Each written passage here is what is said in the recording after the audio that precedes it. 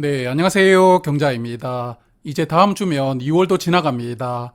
2024년이 되었고 벌써 두 달이 흘러갔는데 언제나 그렇지만 세월은 정말 빨리 가는 것 같습니다. 그리고 저는 이번 주에 ISA 계좌에서 전통적인 배당주 하나를 식구로 맞이했는데요. 그래서 오늘은 이 내용 중심으로 말씀을 드리게 될 것 같은데 여하튼 이번 주 주요 지표부터 살펴보는 것으로 시작을 해보겠습니다. 이번 주에는 한국 기준금리가 결정이 되었습니다. 미국 금리만 주시하다 보니까 한국 금리가 상대적으로 중요도가 낮아 보이는데요. 이번 달에도 동결로 결정이 되었고 작년 1월에 3.5%로 인상한 다음에 지금 1년 넘게 금리가 동결되고 있습니다. 그리고 이번 주 유로존 CPI 지수가 발표가 되었는데 전년 대비 2.8%가 상승했습니다. 그래서 유럽은 작년 11월부터 물가 상승률이 2%대로 진입하고 지금까지 유지가 되고 있는데요. 유럽도 이제 슬슬 금리를 내릴 준비를 하고 있기는 할 텐데 아무래도 미국이 먼저 시작해 주는 것을 바라고 있지 않을까 그렇게 생각이 됩니다. 자, 그리고 이번 주 가장 큰 이슈는 엔비디아 실적 발표였는데요. 실질적으로 지금 미국 주식 시장을 끌어가는 종목이 엔비디아이고 그러다 보니까 투자를 하지 않는 저도 주목을 하지 않을 수가 없었는데요. 매출과 이익 모두 시장 예상치를 10% 정도 상회하는 실적을 발표를 했거든요. 그래서 여전히 우리는 고밸류를 받을 자격이 있다는 것을 실적으로 증명을 해버렸습니다. 그러므로 아직까지 시장은 금리가 빠르게 내려가지 않을 것이라는 불안감은 존재하지만 엔비디아를 필두로 인공지능 섹터가 그냥 실적으로 불안감을 눌러주고 있는 상황이거든요. 그래서 이번 주 미국 시장은 사상 최고치를 경신하는 아주 좋은 흐름이 나왔습니다. 그래서 한국도 최근에 종합지수가 상승하고 이번 주도 어느 정도는 버티는 흐름이 나왔는데요. 그래도 미국에 비한다면 여전히 아쉬운 흐름이라고 생각합니다. 코스피가 이번 주에 2667포인트로 마감하면서 저번 주 대비 0.5% 하락하였는데요. 다음 주에는 2700을 한번 도전을 해주었으면 좋겠습니다. 자, 그러면 거시적인 이야기는 여기까지 하고 이제 저의 계좌를 살펴볼 텐데요. 서두에서 말씀을 드렸던 전통적인 고배당주는 NH투자증권입니다.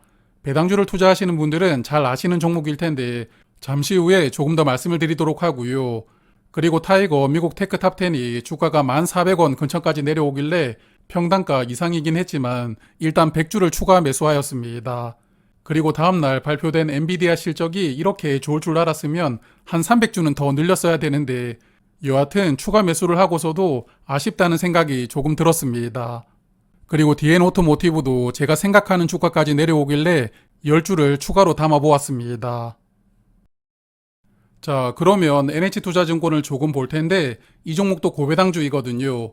그래서 이번에 밸류업 프로그램 영향으로 주가는 단기적으로 상승이 나왔습니다. 상승 전 가격대가 9,600원 정도였으니까 최근 한 달 동안 주가가 약 1,000원 정도 상승했다고 볼 수 있겠습니다.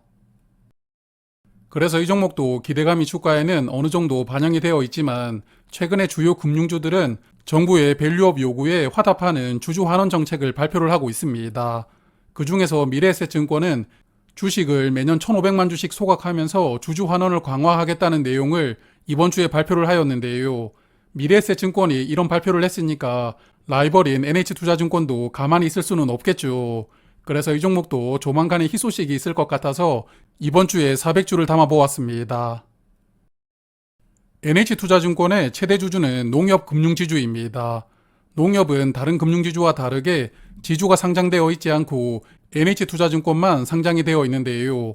그래서 농협지주 계열사 중에서는 유일하게 상장되어 있는 회사가 NH투자증권입니다. 그리고 농협이 지분을 약 57%를 보유하고 있으니까 최대 주주의 지분율도 꽤 높은 종목입니다. 올해 배당금은 아직 발표하지 않았습니다. 아마 조만간에 발표하리라고 예상이 되는데 2022년도에는 700원을 배당을 하였거든요. 그리고 우선주는 보통주보다 50원을 더 배당을 하니까 750원을 배당하였습니다. 그러므로 올해 배당금이 22년과 동일하다면 현주가 기준으로 배당 수익률은 7.1%입니다. 그리고 23년도 실적은 좋았습니다.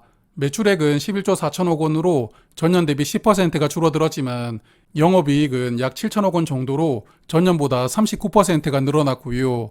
당기순이익도 약 5,500억 원으로 전년보다 83%를 개선을 했거든요. 그래서 이 종목은 23년 배당금이 22년보다 조금 더 늘어날 가능성도 있다고 생각이 되는데 보수적으로 생각을 해보아도 22년보다 배당금이 줄어들지는 않을 것 같습니다. 그리고 컨센서스와 실적을 비교를 해보니까 영업이익과 순이익 모두 컨센 대비 2% 적었는데요. 그래서 이 정도면 거의 컨센에 부합하는 실적이라고 볼 수가 있기 때문에 22년도에 급감했던 실적을 그래도 23년도에 회복을 많이 시켰다 이렇게 판단을 해보았습니다. 자, 그래서 새롭게 식구로 맞이한 NH투자증권은 배당금이 발표가 되면 다시 말씀을 드려보도록 하고요. 계좌잔고는 이번 주도 나쁘지 않았는데요. SK텔레콤이 저번 주보다 주가가 조금 더 올라간 것 같습니다. 그래서 저도 이제는 4% 정도 수익이 나오고 있고요. 리츠 두 종목은 저번 주와 큰 변화는 없었던 것 같습니다. 그리고 엔비디아가 담겨있는 타이거 미국 테크 탑10이 이번 주에 주가가 조금 더 올라가면서 제가 100주 불타기를 했지만 현재 4% 정도 수익이 나오고 있습니다. 그리고 매달 30주씩 모아가는 미국 배당 다우존스도 7% 정도 수익이 나오고 있는데요. 투자하고 있는 월배당 두 종목 주가 흐름이 좋은데 여하튼 비중을 조금씩 늘려가 볼 생각입니다. 그리고 DN오토모티브와 맥쿼리 인프라, NH투자증권 우선주는 평단가와 비슷한 주가를 유지하고 있지만 그래도 빨간불을 보여주고 있습니다.